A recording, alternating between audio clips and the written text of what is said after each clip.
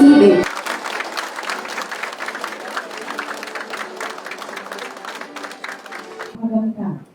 Father ng nag-top 1 dito sa PNPA, silang paglaom class of 2026.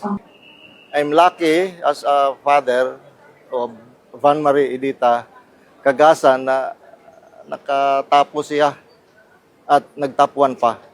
Yung experience niya na gusto na siya mag-quit during the time na na-diagnose yung mama niya sa lung cancer. 2 beses siya nakauwi noon. Sinabihan siya ng nanay niya na pagpatuloy mo kasi nasimulan mo na yan. Gusto kong makita ka na makuha yung diploma sa PNPA at magsilbi ka sa bayan. I acknowledge talaga sa administration ni President Ferdinand Marcos Jr. na ipinagpatuloy niya ang malaking suporta dito sa PNPA. Magandang programa at we are hoping na ipagpatuloy ito ng administrasyon natin sa Pilipinas.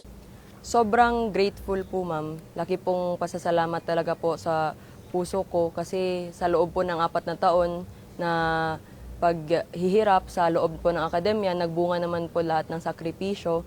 At ngayon po malaki din po yung pasasalamat ko sa mga taong naghubog po sa akin para makamit po itong ganito pong achievement, ang pagiging rank 1 po ng Silang Paglaom Class of 2026, ma'am.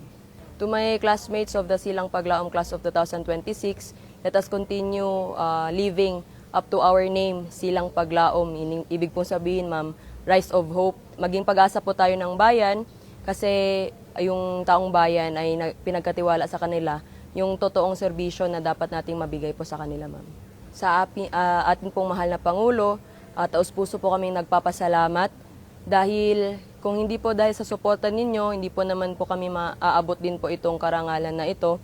At sa mga taong bayan na patuloy na sumusuporta at nagtitiwala sa Philippine National Police, pinapangako po namin hindi po kayo namin bibiguin at ibibigay po namin yung lahat po na aming makakaya para mapagserbisyan kayo po ng tapat at totoo.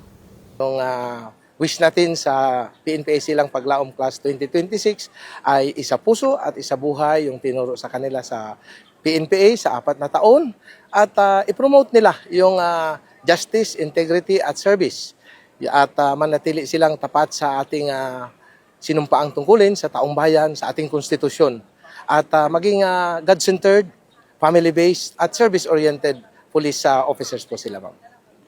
Walang katapusang pasasalamat sa ating Pangulo, ma'am, dahil napakasipag at napaka-dedicated niya, napaka-hands-on na Pangulo na talagang binababaan niya yung mga mamamayan natin. Nagpapasalamat tayo sa kanya sa patuloy niyang pagsuporta sa PNPA, sa sambayanang Pilipino. Asahan po ninyo na ang PNPA ay patuloy na tatalima sa ating liderato, sa ating Pangulo, sa ating SILD at sa ating Chief PNP sa kanilang programa, lalong-lalo na yung pagsiservisyo ng tapat, mabilis at nararamdaman.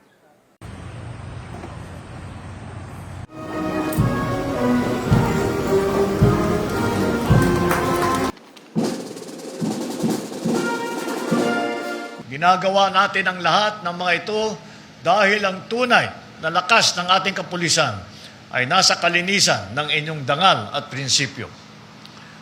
To our graduates, I challenge you to transform the PNP into one that is deeply trusted by our citizens. Be law enforcers who will bring closure and justice to our people, especially those who have been oppressed. And never forget your duty to the Republic. Always keep in mind that your oath is tied to the Republic and the Filipino people alone.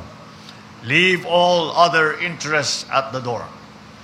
Kaya, sa mga miyembro ng Silang Paglaom Class ng 2026, taas nun ninyong harapin ang inyong katungkulan. Magsilbi kayong liwanag sa gitna ng pagsubok at pag-asa sa bawat Pilipinong inyong pinagsisilbihan.